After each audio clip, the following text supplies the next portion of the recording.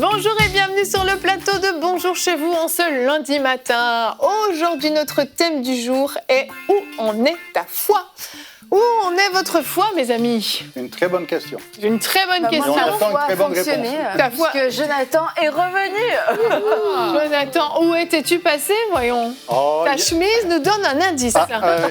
Une chemise que des étudiants m'ont donnée au Togo. Au Togo il y a quelques semaines. Oui. C'est ça, où j'ai enseigné là-bas. Et il y avait des personnes d'un peu partout en Afrique. Des Togolais évidemment. Et j'étais content de voir que le Togo suit EMCI sur Canal+. Mais aussi des Camerounais, des Gabonais. Et donc, EMCI prend de plus en plus de place. Alors des fois, je demande, mais comment est-ce que vous avez connu EMCI? C'est quelqu'un dit, on est tombé par hasard dessus, puis ça fait boule de neige.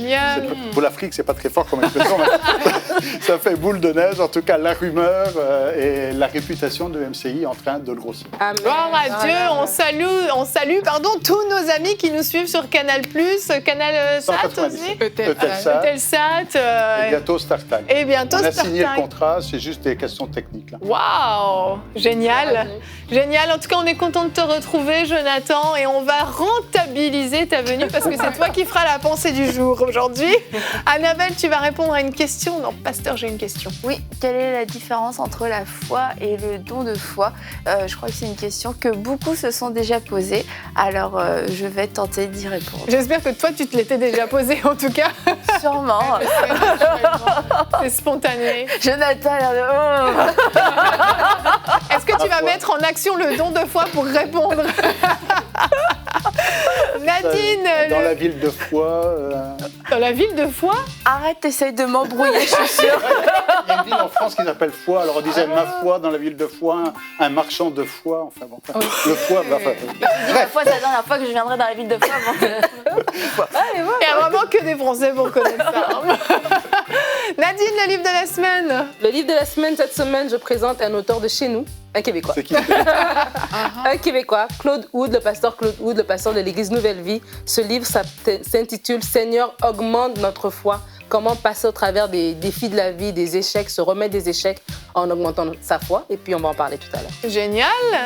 Et Aurélie, qu'est-ce que tu nous partages aujourd'hui dans la rubrique témoignage? En fait, on va voir comment Dieu a honoré la foi d'une dame. Elle cherchait un travail et puis elle a mis sa foi en action. Et on va voir comment Dieu a béni cette femme-là. Ah, Dieu est fidèle, c'est merveilleux. Donc, on va voir où en est notre foi. On va voir si on peut augmenter notre foi avec toi, Jonathan, dans la pensée du jour.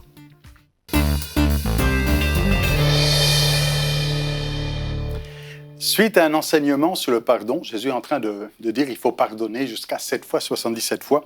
Les apôtres réalisent que leur foi est bien petite et ils disent, Seigneur, on a besoin que ça augmente.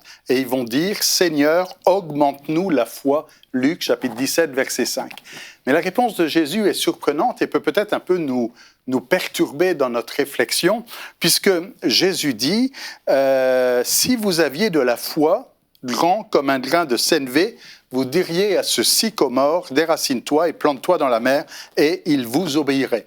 Alors que c'est le sycomore chez Luc, mais c'est la montagne chez Matthieu et chez Marc. Alors la question c'est, est-ce que la foi, elle est petite comme un grain de moutarde, un grain de sénévé, et la foi petite comme un grain de sénévé suffit à déplacer une montagne?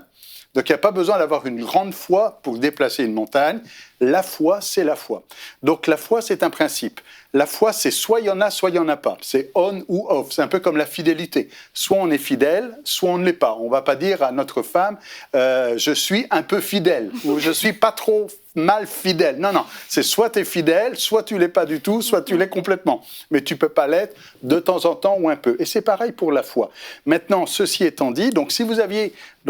de la foi comme un grain de moutarde. Le grain de moutarde, c'est la plus petite des semences, nous dit Jésus. Donc, si vous avez de la foi comme c'est pas possible d'en avoir moins que le plus petit, je ne sais pas si vous me suivez là ici, si vous avez la plus petite de toutes les fois, ça suffit à déplacer une montagne. Amen. Donc, il n'y a pas d'excuse ici en disant, Seigneur, j'ai besoin de plus de foi pour déplacer une montagne. La plus petite de toutes les fois suffit à déplacer une montagne. Mais maintenant, pourquoi les disciples disent « augmente-nous » ? Augmenter, ça veut dire rajoute à la foi que nous avons déjà. Donc c'est pas on n'a pas de foi, c'est on a de la foi, mais on veut que cette foi augmente. Les disciples n'ont pas tiré ça de nulle part. Ils ont entendu, par exemple, Jésus dire et complimenter ce centenier et dit « Je n'ai pas trouvé en Israël un homme qui ait une aussi grande foi. » Donc Jésus donne ici un qualificatif sur la grandeur de la foi de cet homme.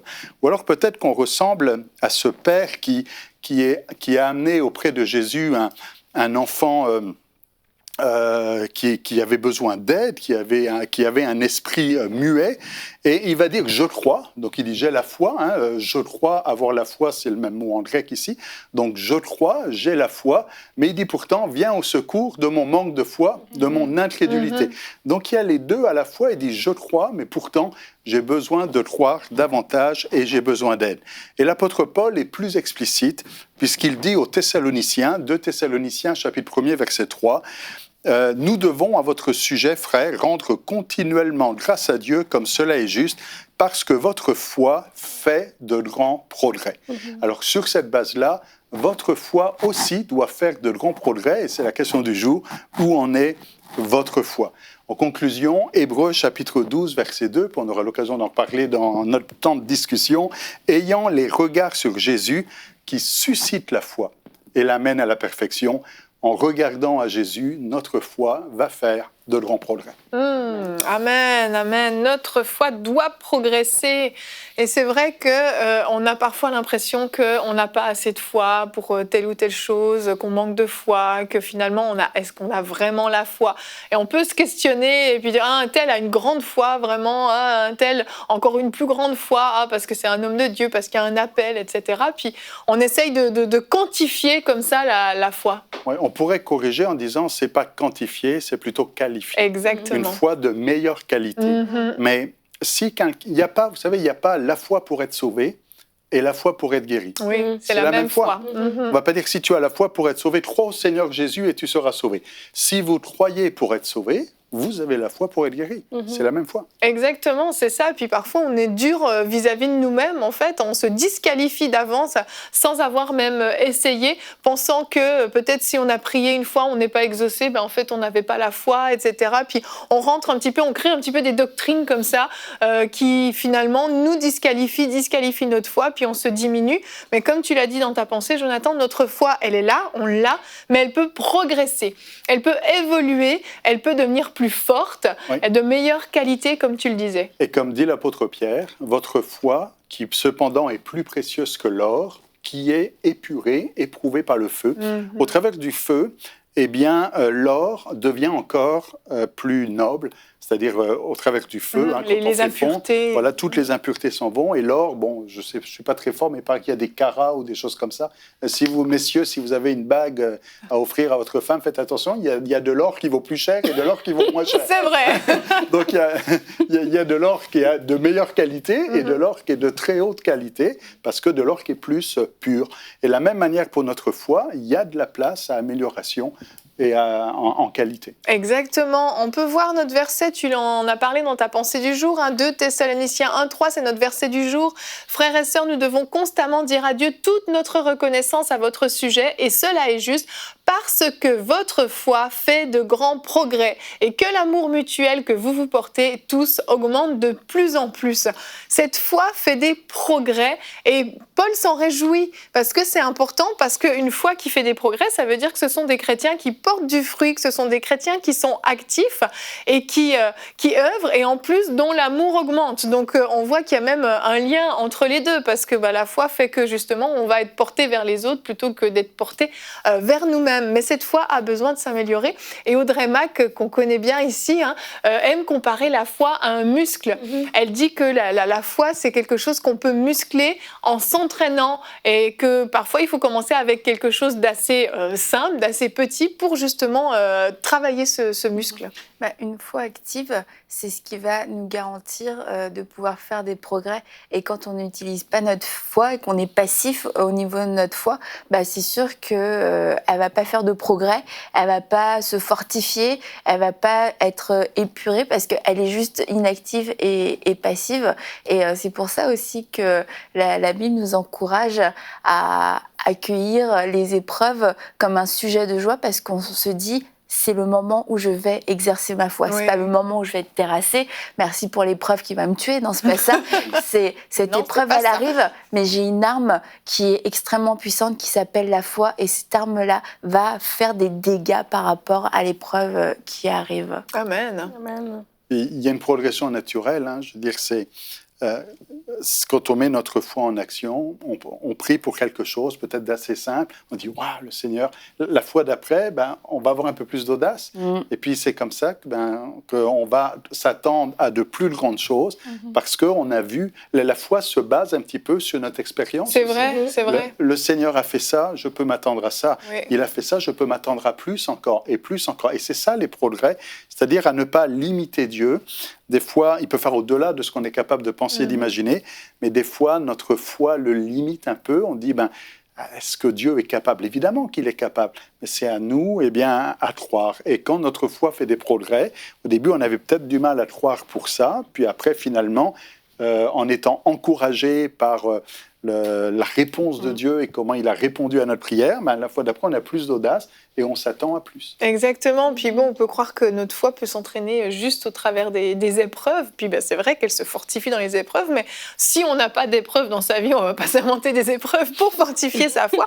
On peut exercer notre foi, décider vraiment d'exercer notre foi, par exemple dans un besoin financier, ou en allant peut-être prier pour des malades dans la rue, ou notre frère, notre sœur à l'église qui a un besoin, aller mettre notre foi au service des autres aussi, pour pouvoir l'entraîner, parce que c'est sûr qu'on n'a pas tous des épreuves toutes les semaines pour fortifier notre foi, et merci Seigneur pour ça, parce que j'en veux pas toutes les semaines des épreuves, mais on peut vraiment décider de ne pas se satisfaire en fait de notre niveau de foi, de se dire moi là en ce moment j'ai pas de besoin particulier dans ma vie, j'ai pas de combat de foi, j'ai pas de combat au niveau de ma santé, etc. Puis se satisfaire de ça, mais on peut justement chercher toujours à dire ok, mais ma foi au service de qui est-ce que je peux la mettre, comment est-ce que je peux porter du fruit encore dans ma vie au travers de ma foi qui va augmenter et qui va se fortifier, plutôt qui va progresser au fur et à mesure qu'on va poser des actes justement où on va s'en servir. Ouais, La mais Bible même nous dit...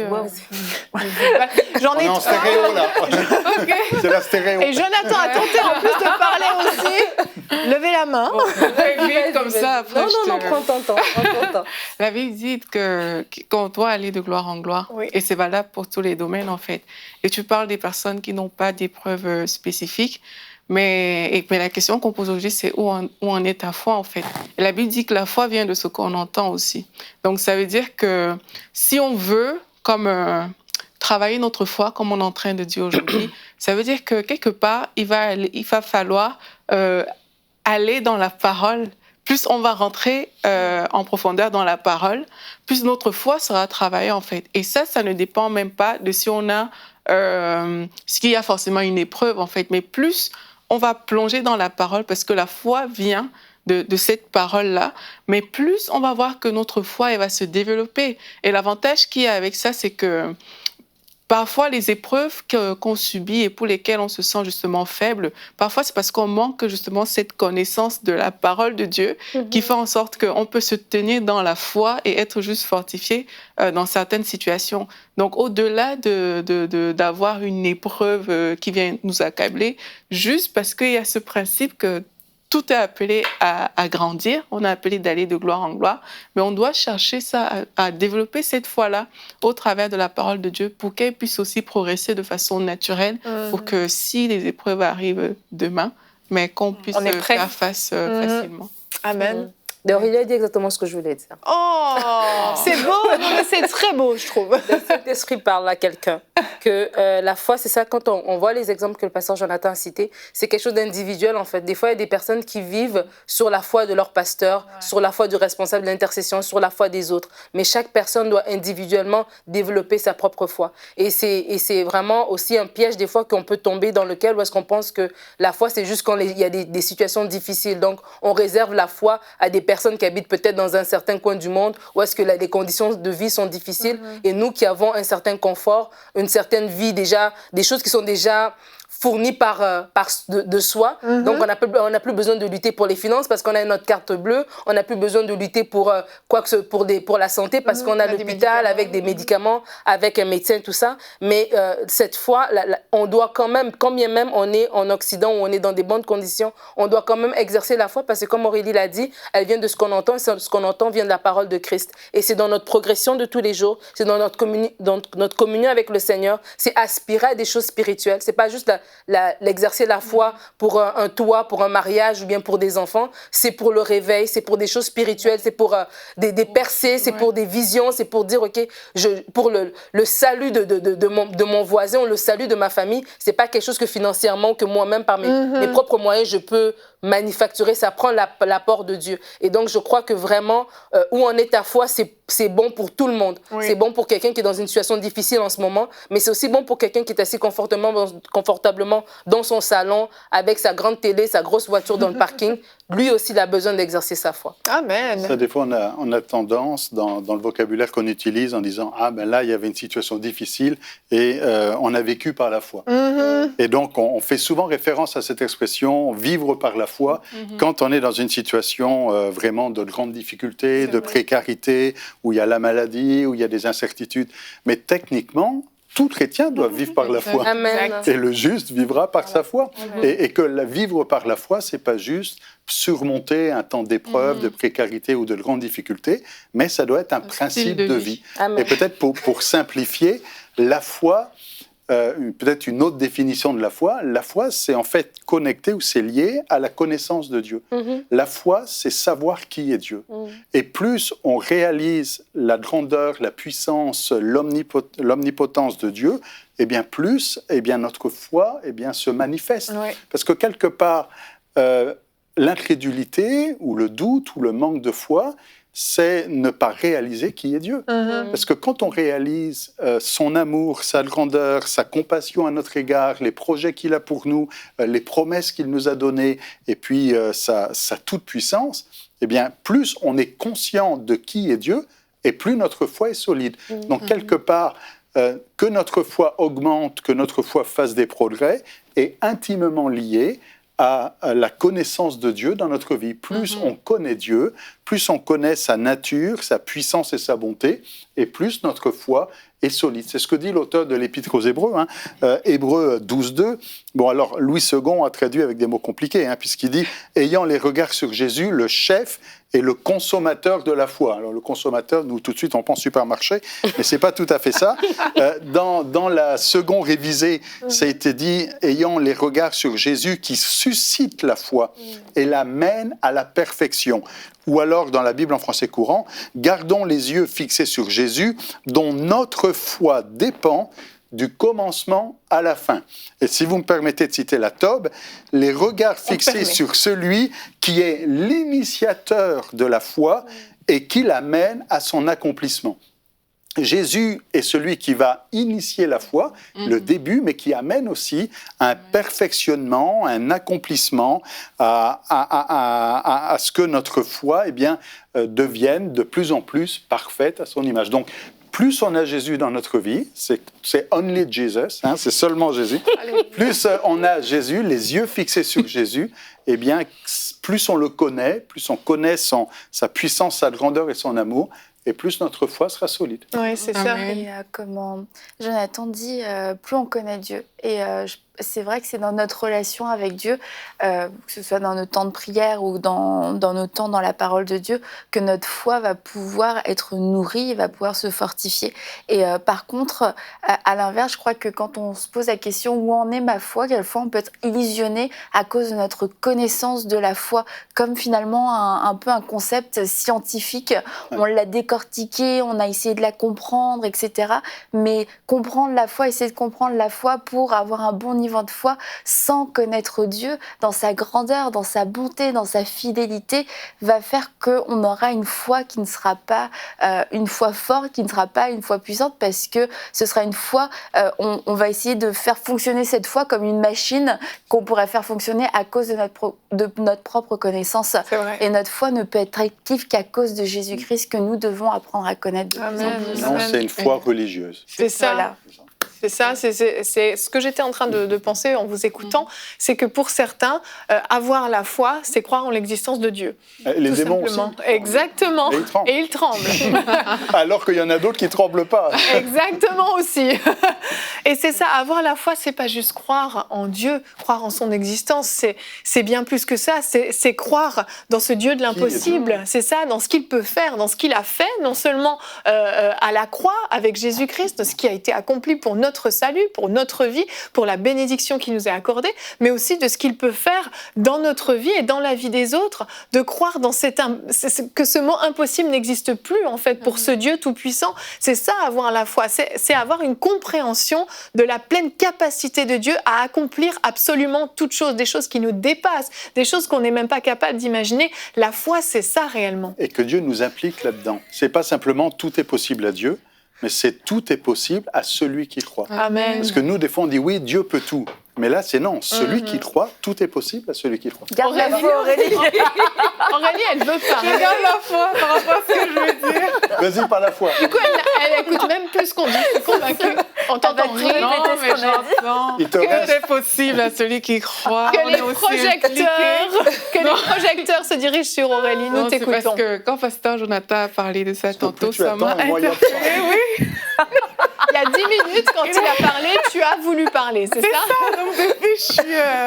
Vas-y, il te reste 59 quand il a secondes. parlé de mon juste vivra par la foi, en fait, une des choses que le Seigneur m'avait montré, c'était que quand on dit mon juste vivra par la foi, et quand on voit même la définition que la Bible donne de la foi, la ferme assurance des choses qu'on espère, la démonstration de celles qu'on ne voit pas, mais ça implique en fait qu'on doit vivre une vie où on est plus conscient des choses qu'on ne voit pas que les choses qu'on voit en fait. Et là, on parlait de la puissance de Dieu. C'est des choses que parfois on ne peut pas toucher tangiblement. C'est des choses qu'on ne voit pas. C'est des choses d'en haut parfois.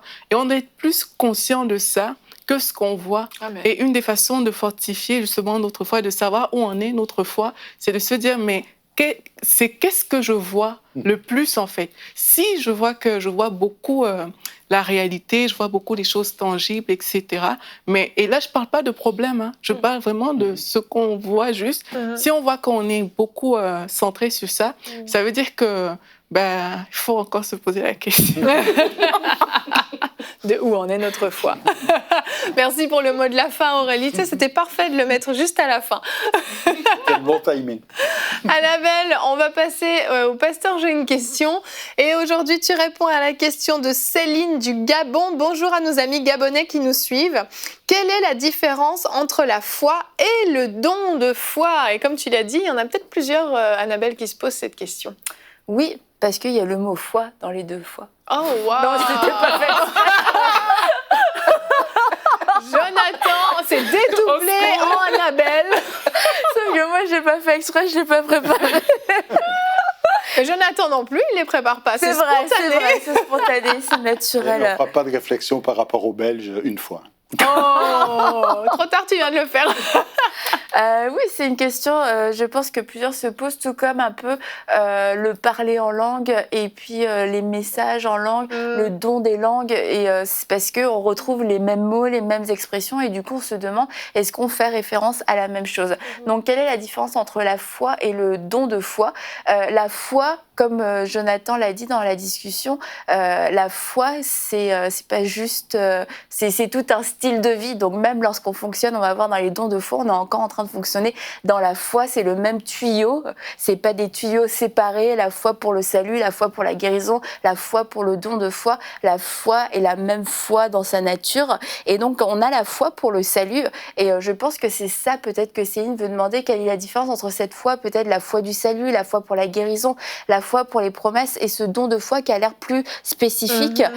Quelle est cette différence? Et donc oui, on a la foi pour le salut, la Bible nous dit crois en Jésus et tu seras sauvé et en fait fait, c'est pas un don spirituel à ce moment-là que de croire en Jésus et d'être sauvé, parce que déjà les dons spirituels sont réservés à ceux qui vont être nés de nouveau. Donc c'est compliqué d'être sauvé à ce moment-là par un don spirituel si nous ne sommes pas encore nés de nouveau. Donc on a cette foi en Jésus-Christ qui nous amène au salut, et cette même foi va se manifester aussi pour les promesses de Dieu. La foi vient de quoi? Vient de la parole de Dieu, et vient de ce qu'on entend, et ce qu'on entend vient de la parole de Dieu. C'est cette foi qu'on va cultiver, qu'on va nourrir, dont on a parlé pendant toute la discussion, qui va nous permettre de pouvoir nous saisir de plus en plus de toutes les promesses de Dieu. Et encore une fois, on n'est pas dans le don de foi, parce que de croire que les malades sont guéris, en fait, ce sont des promesses que nous avons, et ça dépend de notre niveau de foi, si on l'a fait progresser ou pas, si elle a été fortifiée ou pas. Et donc pour en arriver au don de foi, le don de foi est un don spirituel, et on le lit dans 1 Corinthiens 12 au verset 7. Je vais le lire en entier, comme ça va donner le contexte. À chacun, l'esprit se manifeste d'une façon particulière en vue du bien commun. L'esprit donne à l'un une parole de sagesse, à un autre le même esprit donne une parole de connaissance. L'un reçoit par l'esprit la foi d'une manière particulière, et à un autre par ce seul et même esprit des dons de la grâce sous forme de guérison, à un autre des actes miraculeux, à un autre il est donné de prophétiser, à un autre de distinguer entre les esprits, et à l'un est donné de s'exprimer dans des langues inconnues, à un autre qui d'interpréter ces langues. Mais tout cela est l'œuvre d'un seul et même esprit qui distribue son activité à chacun de manière particulière comme il veut. Et en fait, cette dernière phrase nous montre comment fonctionne un don spirituel, dont le don de foi. C'est un don qui intervient de façon particulière, de façon ponctuelle, de façon unique, dans une situation unique. Donc c'est pour ça que lorsqu'on parle du don de foi, on ne parle pas de la foi pour le salut, la foi qu'on manifeste en général au jour le jour dans notre style de vie de foi. C'est une mesure de foi qui vient de façon surnaturelle face à une situation pour laquelle peut-être justement nous nous sentions complètement incapables de la impuissant, et je n'avais pas, dans la mesure de foi que j'ai reçue, cette mesure me semble insuffisante à ce moment-là, mais un don de foi, une mesure de foi intervient à ce moment-là de façon particulière et fait en sorte que je crois d'un seul coup que c'est possible. La seconde d'avant, je n'y croyais pas, je n'arrivais pas à le croire, j'ai fait tout ce que je savais que je pouvais faire, que je pouvais confesser, que je pouvais déclarer, mais je n'arrivais pas à croire. Et à ce moment-là, la manifestation du don spirituel vient d'une façon ponctuelle, et je crois de façon surnaturelle pour une situation bien précise. Et donc ça peut se manifester pour ma propre vie, ça peut se manifester aussi pour la vie des autres. Mais par là où je voudrais terminer, c'est que la Bible nous dit d'aspirer au don spirituel, et que le don de foi est un don pour lequel nous devons soupirer, on doit y aspirer, même si c'est pas la foi pour le salut, la foi pour les guérisons, la foi pour les promesses, et qui se manifeste de façon ponctuelle, mais il peut se manifester de façon très régulière aussi, pour que nous puissions croire pour des choses extraordinaires qui dépasse la mesure de foi que nous avons reçue. Merci Annabelle. Moi je trouve le don de foi il est génial. C'est un don que j'aime beaucoup. J'aspire pas de la même façon à tous les dons personnellement, mais celui-là je l'aime beaucoup. Bon, la Bible me dit surtout à la prophétie. Oui, je sais, mais bon, tu sais, je suis pas très obéissante non plus. En tout cas, merci Annabelle pour cette excellente réponse, Céline. Je pense que vous avez eu une bonne réponse à votre question. Et si vous vous posez des questions à la maison, vous pouvez nous écrire à l'adresse pasteur@emcitv.com. Nous allons continuer notre émission et nous allons découvrir le livre de la semaine dans la rubrique Culture et Médias. Découvrez le livre de la semaine.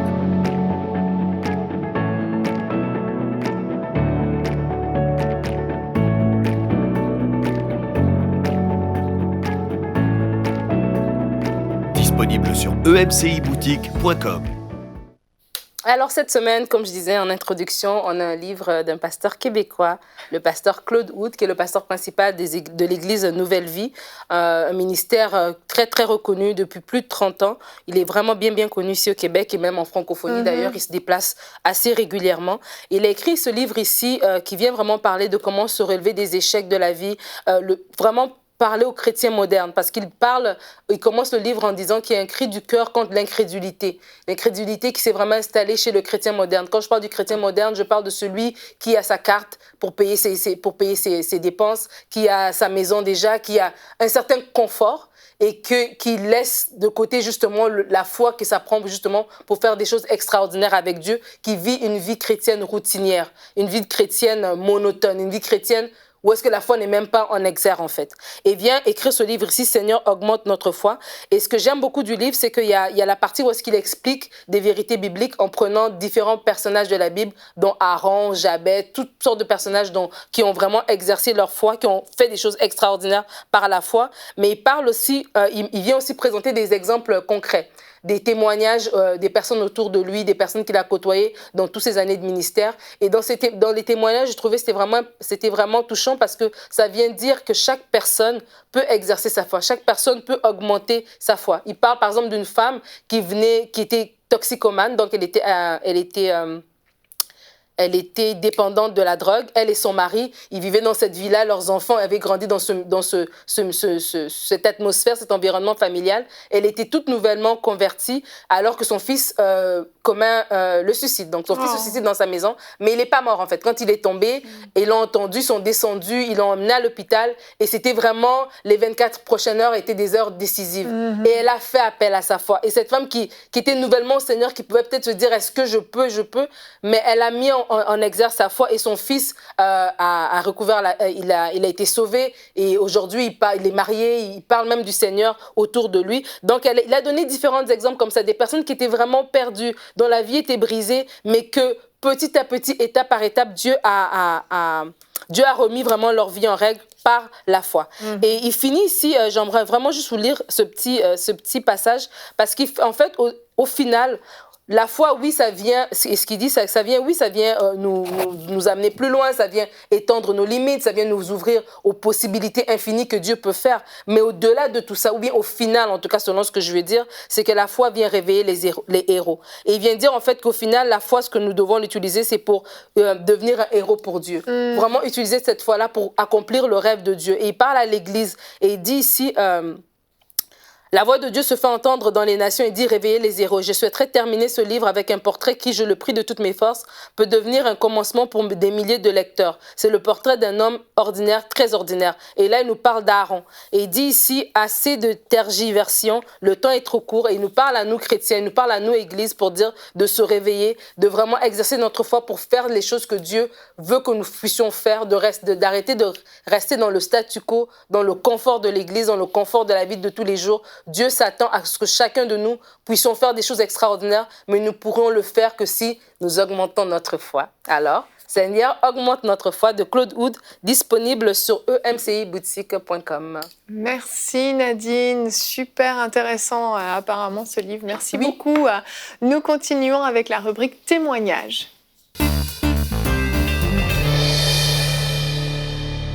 Donc Aurélie, tu l'as dit en début d'émission, tu nous parles d'une femme qui a utilisé sa foi pour trouver un emploi. Exactement, c'est une Française de la Vendée qui nous raconte son témoignage aujourd'hui. Et elle a écouté EMCI TV, elle écoute déjà EMCI TV, elle a écouté une émission In Studio avec Audrey, justement, Audrey Mac, dont tu as parlé, sur la foi victorieuse. Et lors des émissions, mais Audrey Mac, elle raconte le témoignage de son manteau, en fait. Elle voulait un manteau de façon très précise. Elle avait décrit le manteau qu'elle voulait. Et puis, elle a été exaucée dans cette précision-là. Et elle, en fait, quand elle a regardé cette émission avec Audrey Mac, mais elle a pris conscience pour elle que le plus important, c'était d'avoir une relation avec le Saint-Esprit. Parce que Audrey expliquait justement comment le Saint-Esprit lui a permis d'avoir ce qu'elle voulait. Et puis, elle a pris pour décision aussi de faire du Saint-Esprit son allié et de faire du Saint-Esprit son partenaire. Donc, c'est comme ça que tout a commencé dans sa vie. Et elle, en fait, c'était une femme qui cherchait un emploi. Et alors, elle a développé ce partenariat et elle nous écrit que je me suis mis à faire ce que le Saint-Esprit me demandait.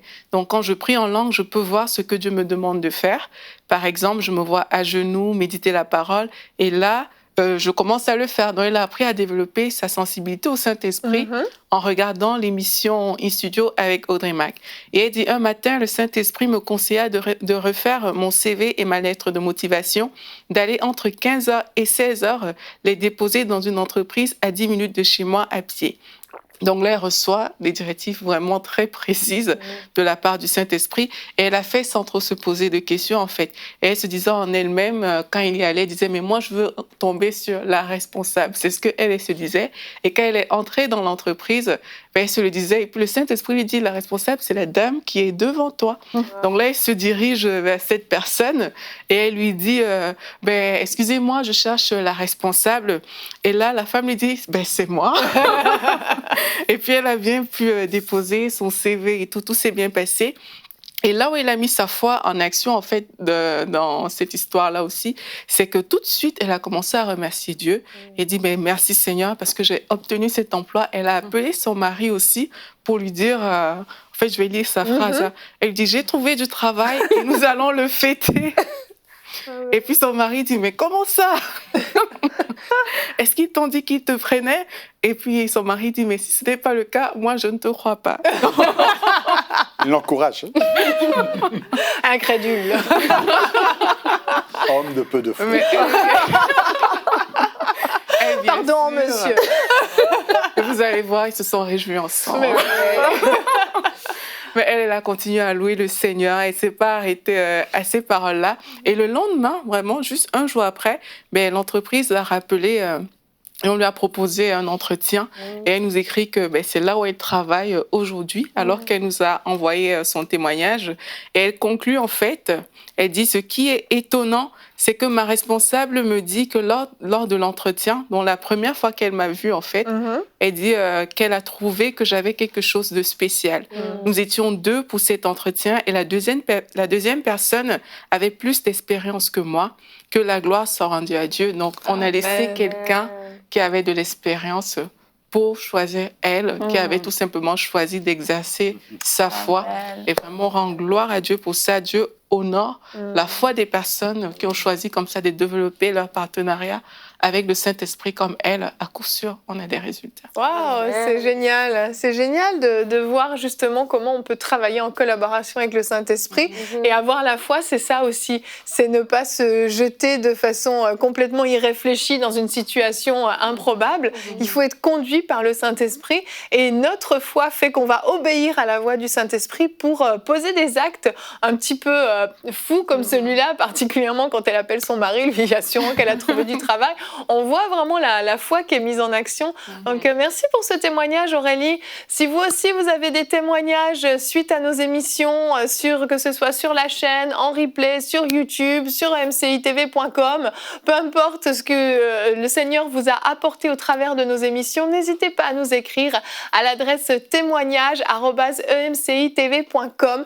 Et j'en profite pour vous encourager à aller sur notre page des 8000 partenaires, emcitv.com/8000, et vous pouvez cliquer sur le petit onglet commentaires, et là vous avez des dizaines, des centaines de commentaires de personnes qui sont devenues partenaires avec EMCI et qui ont laissé leur témoignage, qui ont laissé un court mot d'encouragement, que ce soit à l'équipe ou même aux téléspectateurs qui le liront, et vraiment ça vaut la peine. Donc je vous encourage à aller lire tous ces témoignages qui sont très très édifiants, de voir ce que EMCI fait dans vos vies.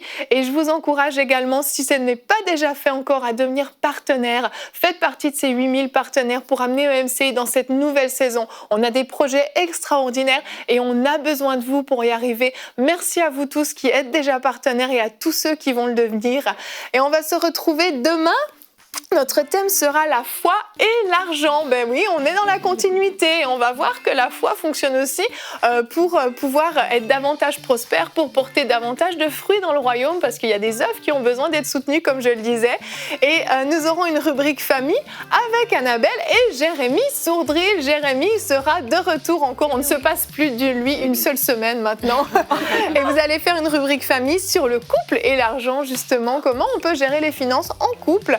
Donc une très belle émission qui vous attend demain, ne la manquez pas. On se retrouve demain. Bonjour chez vous. Notre campagne de dons continue. Vous pouvez dès maintenant devenir partenaire pour seulement 35 € par mois pour cette belle œuvre qu'est EMCI TV. Dieu vous voit et n'oublie pas votre générosité. Dès maintenant, donnons pour faire entrer EMCI dans une nouvelle saison. Pour faire votre don, rendez-vous sur emcitv.com/8000.